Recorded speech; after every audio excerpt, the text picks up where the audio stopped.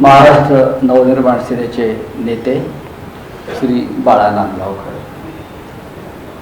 सन्माननीय पत्रकार बांधव,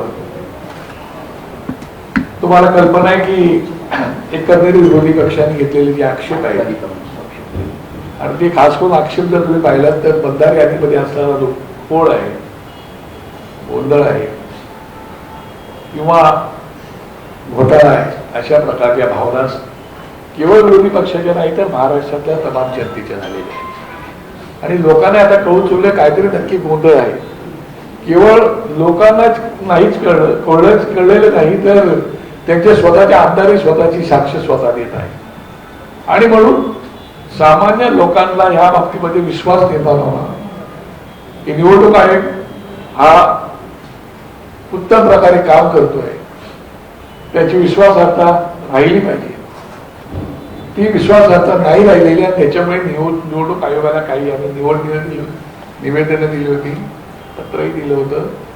त्याच्यानंतरही निवडणूक आयोगाने जे काही उत्तर थापून पाठवून दिलेले आहे ते पाहता पहिली गोष्ट की निवडणूक आयोगाने जिल्हाधिकाऱ्यांना आदेश दिलेले आहेत निवडणूक याद्या तपासण्याचा. याचा अर्थ निवडणूक आयोगाने हे मान्य केले की काहीतरी घोळ झालेला आहे.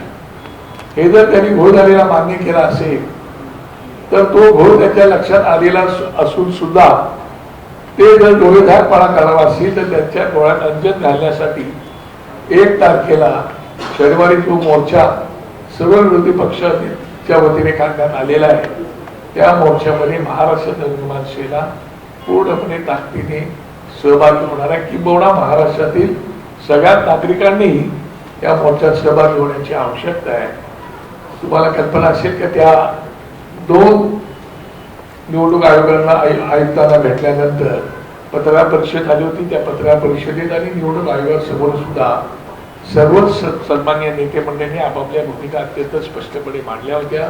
त्याचे काही पुरावे दिले होते, काही दाखले दिले होते आणि हे सगळं पाहिल्यानंतर निवडणूक आयोग जरी बोलला नसला तरी निवडणूक आयोगाच्या ते लक्षात आलेलं आहे त्या ठिकाणी घोळ आहे. आणि म्हणूनच हा पब्लिक क्राय लोकांच्या वतीनेच आम्ही 1 तारखेला मोर्चा काढणार आहोत. त्यासाठी आज आम्ही सगळं एकत्रितपणे येऊन लोकशाही वाचली पाहिजे आमच्यासाठी फार महत्वाचं आहे.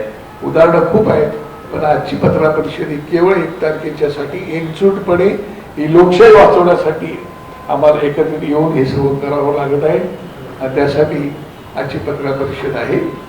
मी आमच्या पक्षाच्या वतीने आम्ही तर सगळे सहभागी होऊ. लोकांनाही आवाहन करतो आपणही सहभागी झालं पाहिजे. आता isakal.com आहे देशातील नंबर 1 ची मराठी न्यूज वेबसाईट. प्रत्येक अपडेटसाठी isakal.com ला नक्की भेट द्या.